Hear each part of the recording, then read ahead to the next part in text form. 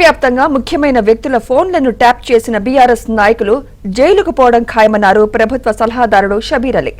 భార్యాభర్తలు మాట్లాడుకునే మాటలను కూడా ట్యాపింగ్ చేయడం దారుణమన్నారు. 10 ఏళ్ల బీఆర్ఎస్ పాలనలో రాష్ట్రం అప్పుల పాలైందని వ్యాఖ్యానించారు.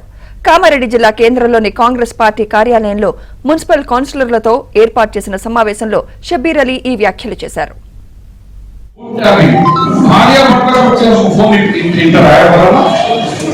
భార్యాభర్తలు మాట్లాడింది కూడా ట్యాపింగ్ చేశారు. అది కూడా వాళ్ళ కుటుంబానికి కూడా చేసింది.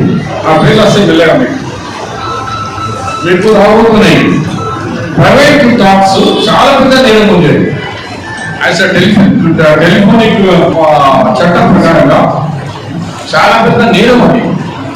ప్రైవేట్ వ్యక్తులతో భార్యాభర్తలు మాట్లాడుతున్నది అది కూడా రికార్డింగ్ తెప్పించారు.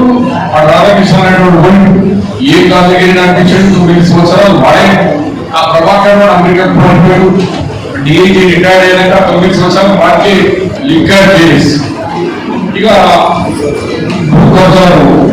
వాడు కన్నవాళ్ళు వాళ్ళ అన్నట్టు మారిపోయాడు. శ్రీకాకుళం సెటిల్మెంట్ ఇంకోటి కొత్తగా మారిపోయాడు. కాందా మొత్తం పారిపోవడం చూడండి. ఇప్పుడు 3 నెలల లోపల ఇంకా మనం ఏం చేయలేదు. ఇప్పటికే సగం మంది ఖాళీ.